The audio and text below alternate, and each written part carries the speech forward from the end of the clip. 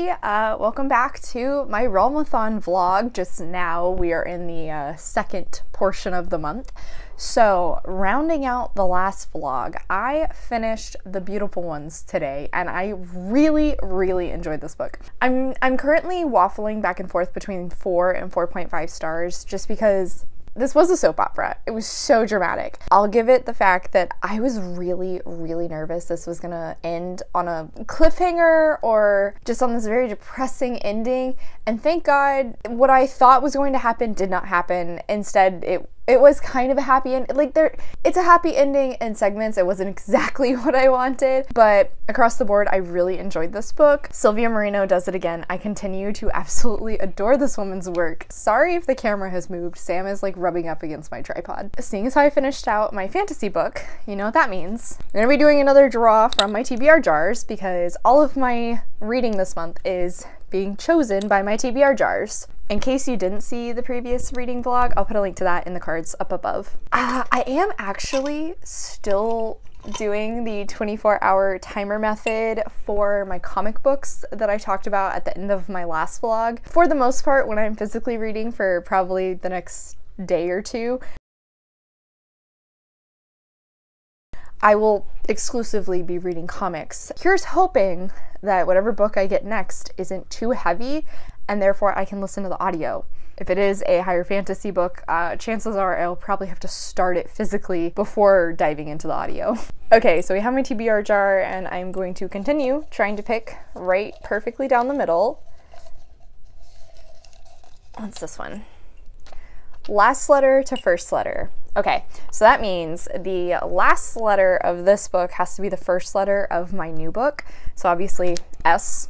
I don't know what I have that starts with S. Let's see. For the sake of this, I'm not going to include the if the title starts with the as the first word.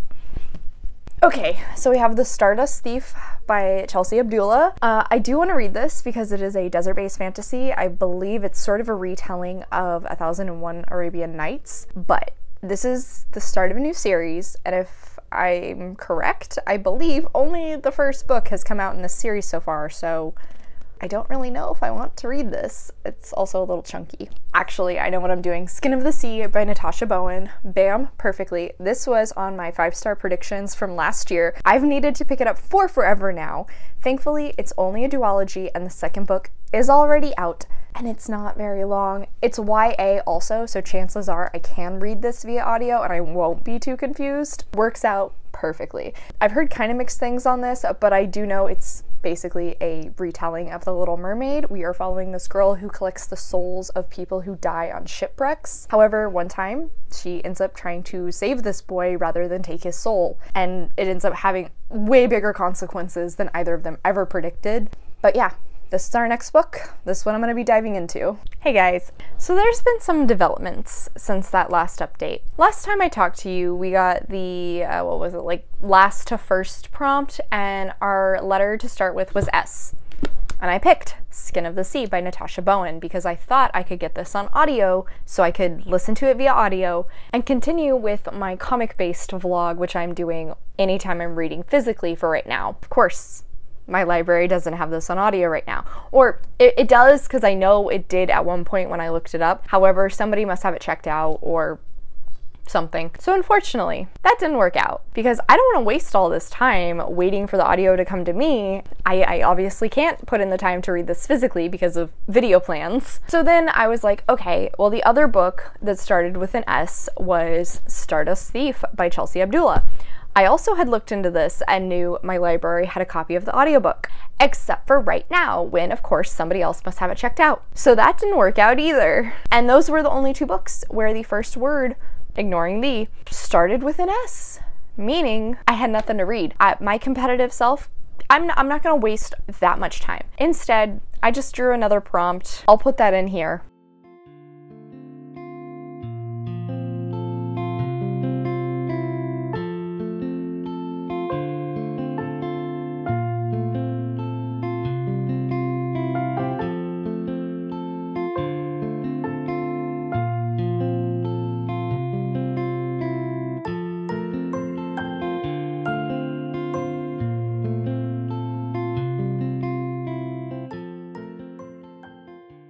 So now I'm reading 𝗖cie by Vaishnavi Patel, and I am enjoying this thus far. I'm about 50 pages in. This is a retelling of the Ramayana story, the Indian epic actually. We are looking at the main character of 𝗖cie in this book, who is the mother of the hero in Ramayana, and I believe she has a bit of a morally gray or villainous arc in the Ramayana. So with that, it's taking one of those villainous female characters and twisting her story slightly, putting it through her own perspective. That is honestly why I originally picked this up from Book of the Month, because it sounded really intriguing and I didn't really know anything about the Ramayana or that story, so I thought this would be a great way to start educating myself about it a little bit, do some research, a good starting out point. And honestly, right out of the get-go, with this sort of a first sentence, I knew I was in for a good time. I was born on the full moon under an auspicious constellation, the holiest of positions.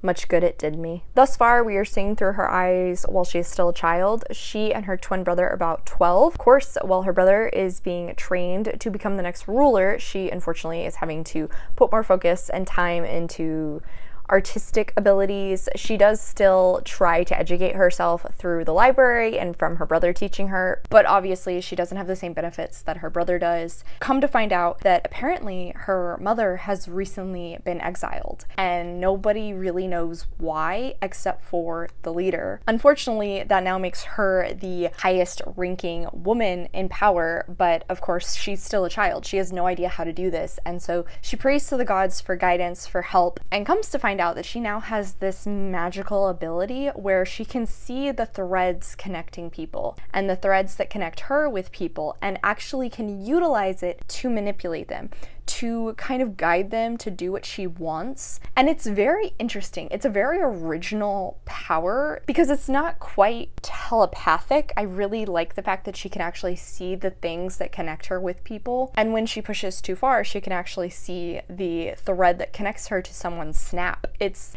very cool. I really like that. I can't wait to see more of it. Since she is the maternal figure to the hero in the original Indian epic, I do wonder how the author is going to lay things out. Mainly, I'm curious about like time jumps, or it also looks like the book is segmented into parts. So are those different parts going to be focusing on different points in her life? I'm intrigued to see how that goes in terms of layout, because I've been having issues with layouts in the comics I was reading, so I'm hoping that doesn't extend to this book. If I remember correctly, I also believe that I heard that the main character also is asexual, so that's some cool representation that I'm intrigued to see how it's handled. I'm enjoying it thus far, and I am very excited to continue reading. This is a chunky baby, so I'll get some nice bonus points for finishing it, and hopefully once I officially finish out my comic book vlog, I can finally refocus on all of these fantasy books and I can work through this a little faster between the audiobook and the physical. Hey guys, so it's Tuesday the 20th and I have continued reading 𝗖cie. I am 95 pages in, so I've hit part 2, and no, the parts are not broken down for the timeline. We just kind of had some casual lines that are commenting that time has been passing. At this point, 𝗖cie is 17. She unfortunately has just married this man, and she is actually his 3rd wife. She is basically this man's hope of having a child, of having an heir to continue his family line, because so far neither of his other wives have given him children. Unfortunately for her, this really negatively impacted her relationship with her brother, and once again, the way she can see the connection she has to people, so cool. But now that she's in this new place, she is seeing her connections to these new people and trying to form them and see how they improve. I do think the author does a good job in creating the setting, but I don't think it's something that is consistently utilized to keep you there, if that makes sense. Like, the atmosphere is not quite what I would like. There are portions where it is explained and I can see it in my mind, but it's not reinforced enough for me to feel as though I'm completely within that world. I also think that 𝗖cie is definitely the most well-created character thus far. Her brother was a close second, but every other character thus far is fairly one-dimensional. Overall, I am still very interested in this book, and I'm gonna keep reading. It's just like not absolutely wowing me.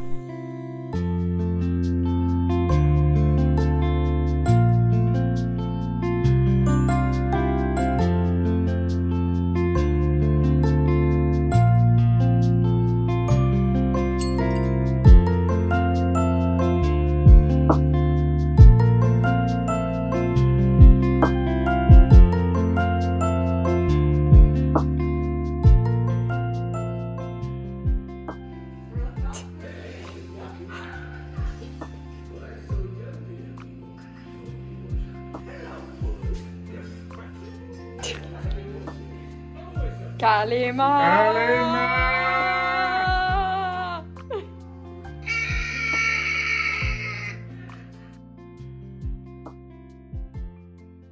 Hey guys, so it's April 26th. Yeah, this second vlog has been a lot less productive than my previous one. Between life being crazier, I've had so much going on in my to-do list, I just haven't had enough time to really physically read, which has made my comic book vlog last a lot longer, which then impacts this vlog, seeing as how I'm filming them at the same time. It's been a whole mess. But anyway, I have made progress into this. I've since learned with the audiobook that this is actually pronounced 𝗖់ឆ. Even when I say it like that, which is how the audiobook narrator says it, I still feel like I'm butchering it, so please forgive my pronunciation. This is definitely a character-driven story. It is 100% a character exploration of 𝗖់ឆ, seeing as how she is a villainous character from the Ramayana, the Indian epic. I like that we're getting to explore more of her character. She's definitely a little morally gray, especially in regards to her utilization of the things that bind people together. She's not afraid to use it for her own gain, and now has started using it for like other people's gain because she has explored more of it and learned other ways of utilizing that power. I think the author has created this character incredibly well. Like, I truly understand this person. I know everything about her. I really see how all of these things in her life have impacted her, and I think the author does a phenomenal job of consistently calling back to those and using that history to explain why she does certain things or acts in certain ways during the current time. We started the book when she was a child. Now she is roughly 29. She has children. She has grown closer with both her husband and her fellow wives. I do appreciate that in terms of asexuality, she discusses how she doesn't really have an interest in her husband romantically. She cares for him, she likes spending time with him, but she doesn't feel a romantic inclination toward him. It's not openly stated as asexual, obviously, but it's done in a subtle enough way, and then it makes sense for how it connects into her relationships she has with her husband and her fellow wives. At this point, since she is more of a woman, we are getting more exploration of her identity in regards to being a woman of power and trying to enact change in the society, but also in her role as a mother. I love the power she has. It's so cool. I really appreciate how she utilizes it to manipulate people for her own gain or gain for her husband, her children, her brother eventually. It's just such an interesting element to the story. I don't know if that is true to the original Ramayana, but I do think it is very cool. And with that, we get to see occasionally the darker side of her and how she is a little bit more morally gray. On one hand, I think it's very cool the author is taking what is a villainous character and trying to show her in a more sympathetic light, more understandable light. But on the other hand, I actually would prefer if she was kind of pushing a little bit harder into the darker sides of 𝗖̀ឆ. Though I am really enjoying the story, I don't think setting or atmosphere work is this author's strong point. I don't feel like I'm completely encapsulated in this world when I read it. I really enjoy the story. It's enough to keep me engaged. I have since made a decision that even though I'm still filming that comic book reading vlog, I'm gonna put a little bit of a pause on it for right now and put more focus onto this so I can finish it. I also got the audiobook for Skin of the Sea. After the whole debacle earlier in this video, I put myself on the wait list for it. Now, once I finish 𝗖̀ឆ, I am going to start into Skin of the Sea, hopefully. I have no idea if I will be able to finish both these books in this video because there are 5 days left in the month. If I was having a normal reading schedule, I would definitely say I probably can, but things have not been normal this month, so unlikely.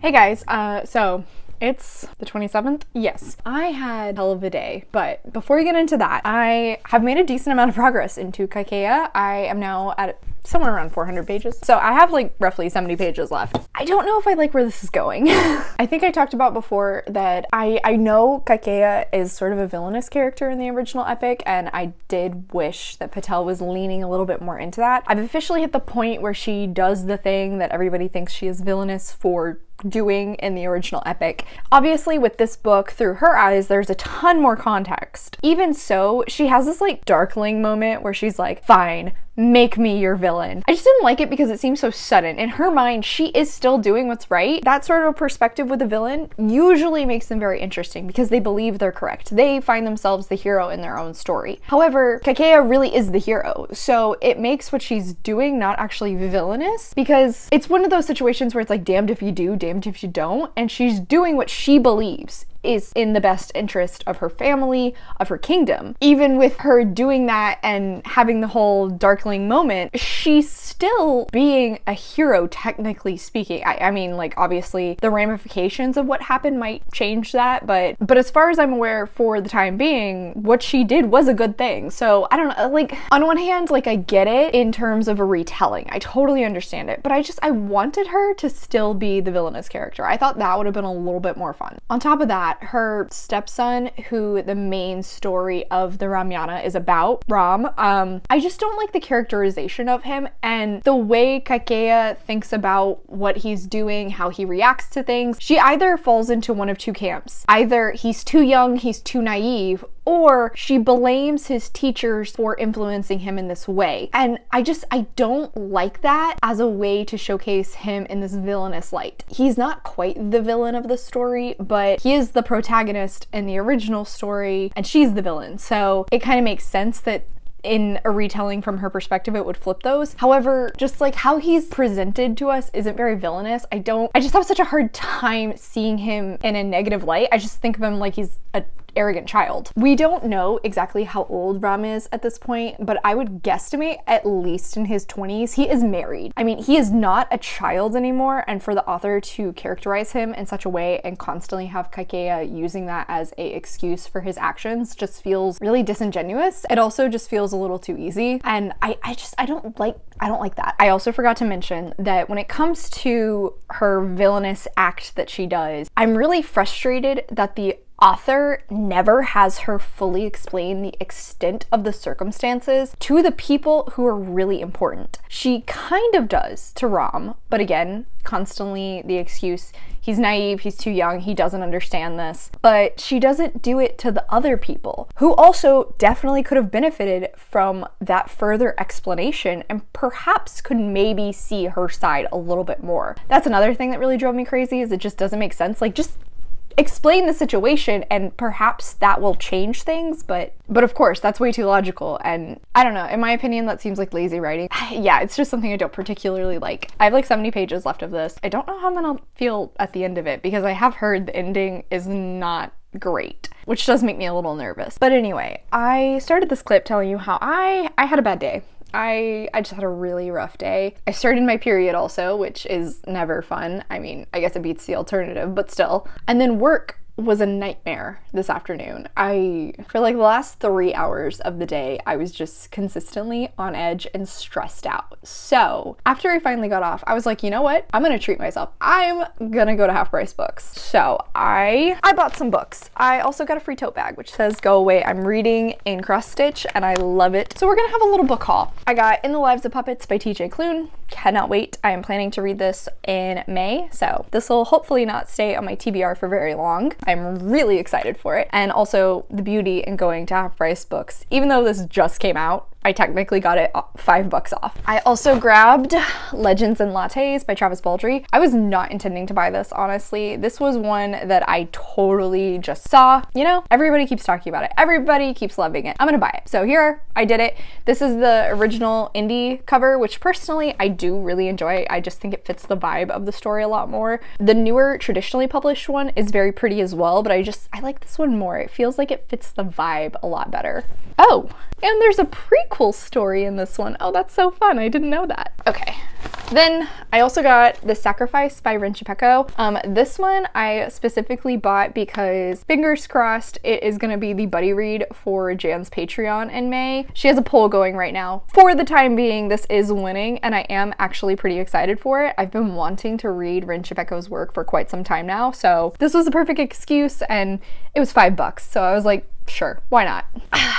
I also got Happy Place by Emily Henry. Another new release that I had to get my hands on. Did not realize it was going to be a hardback. That really threw me off. Are hardback romances becoming more mainstream now, because for a while it was like only specific book boxes would do that, but this is a hardback and it's very funky. I'm also going to be reading this one in May, and I just recently found out it's actually going to be the book club pick for the book club I do with a few friends, so works out perfectly. I can actually annotate my own copy. Bam. And then finally I got Honey and Spice by Bolu Babalola, I believe is how you pronounce it. This is a romance book that I've actually heard a lot of positive things about. Yes, it does have fake dating, which is not something I love, but everything else about this book has just really attracted me, and this has yellow font, so if I end up spinning again for my Smut Den readathon vlog in May and I get yellow font, I can read this. Works out perfectly. So yeah, being completely honest here, I planned to go in and buy In the Lives of Puppets and Happy Place. Everything else was extra, but I had a rough day, so I treated myself. Hey guys, so I know I just updated in this position, but I need to make this quick because it's 7:30 on Sunday night and this video is supposed to go up tomorrow, so I have